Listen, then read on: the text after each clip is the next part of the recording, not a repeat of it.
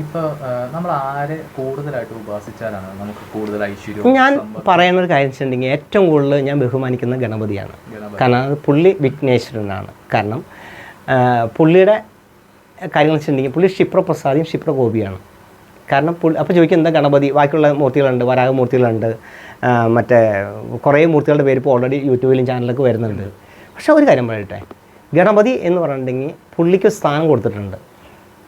അതായത് ഇപ്പോൾ ഹിന്ദു ആചാരപ്രകാരം ആണ് അതിൽ കൂടുതൽ പറയണം.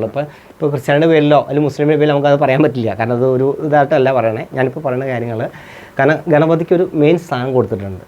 അതായത് പുള്ളിയുടെ തല കട്ട് ചെയ്ത് കളഞ്ഞിട്ട് ഒരാനത്തല വെച്ചത് അന്ന് കഥ പറയാൻ അത് ഞങ്ങൾ വാങ്ങിച്ചു തരണം. കാരണം ഇതെല്ലാം ഒരു കഥ എഴുതുന്ന ആൾക്ക് ഒരാൾക്കുടെ ആറ്റിറ്റ്യൂഡ് എന്താണെന്നുള്ളത് കറക്റ്റായിട്ട് എഴുതി വെച്ചാൽ മാത്രമാണ് ആ ഫിലിം വർക്കൗട്ട് ആവുള്ളൂ.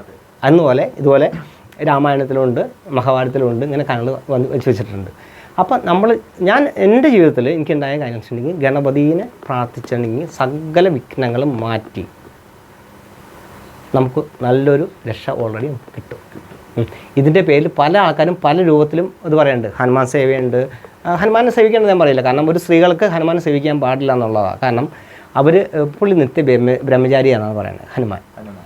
അപ്പോൾ അത് നമ്മുടെ വീട്ടിൽ വെച്ച് പൂജിക്കാൻ കൊള്ളില്ല. അതുപോലെ കൃഷ്ണ വിഗ്രഹം നമ്മുടെ വീട്ടിൽ വയ്ക്കാൻ കൊള്ളില്ല. അപ്പോൾ എന്താ കാരണം എന്ന് ചോദിക്കില്ലേ? കൃഷ്ണനെ രാധയ്ക്ക് ഇപ്പോഴും സംശയമാണ്. കുടുംബത്തിൽ എപ്പോഴും അടിയുണ്ടാവും. തമാശയല്ല, സാറ് ശ്രദ്ധിച്ചോ?